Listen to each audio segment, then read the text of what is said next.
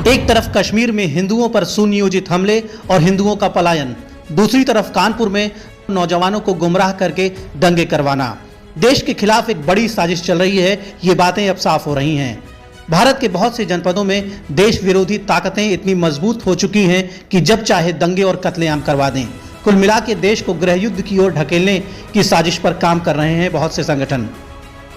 फिलहाल कानपुर की अगर बात करें तो कानपुर में दंगों का पुराना इतिहास रहा है। यहाँ दंगाई पेशेवर अपराधियों की तरह हैं। ऐसे ही दंगाइयों ने 20 साल पहले ऑन ड्यूटी एडीएम की सरेआम गोली मारकर हत्या कर दी थी। कानपुर में 20 साल पहले भयंकर दंगे हुए थे। उस समय अपर जिलाधिकारी सीपी पाठक अपना फर्ज निभाने के लिए दंगाइयों के नजदीक गए और उन्हें शांत कर रहे थे, समझा बुझा रहे थे। इसी बीच किसी दंगाई ने एडीएम सीपी पाठक के सीने में गोली मार दी।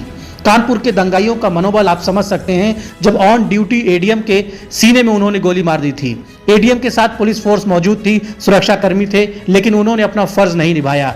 ना तो उन्होंने एडीएम की हिफाजत की और न ही एडीएम को गोली मारने वाले दंगाइयों के खिलाफ कोई एक्शन ले पाए।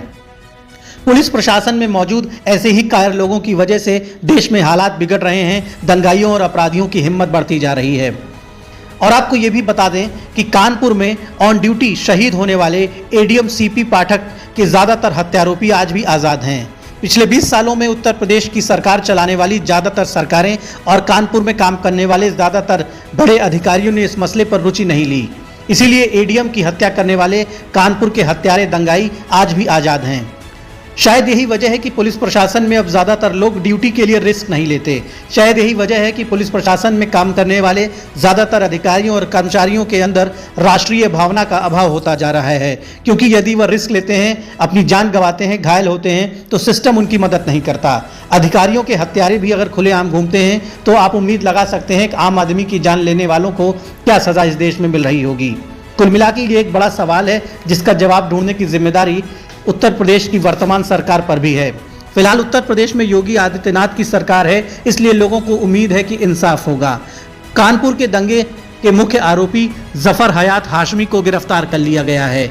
यूपी एसटीएफ के सहयोग से हाशमी की गिरफ्तारी हो गई है और ये कहा जा रहा है कि हाशमी के इशारे पर ही कानपुर में इतना बड़ा दंगा हो गया। कानपुर में सुनियोजित रूप से उस समय दंगा किया गया जब वहां देश के राष्ट्रपति, प्रधानमंत्री और मुख्यमंत्री भी थोड़ी दूर पर मौजूद थे।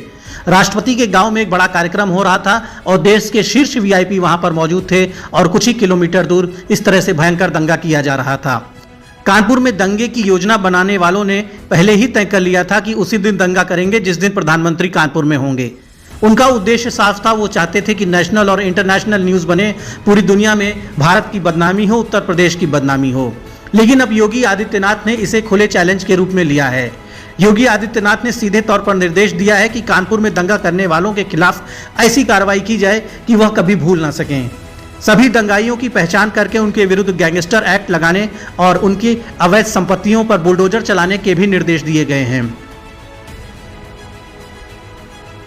Bureau report, the Indian opinion.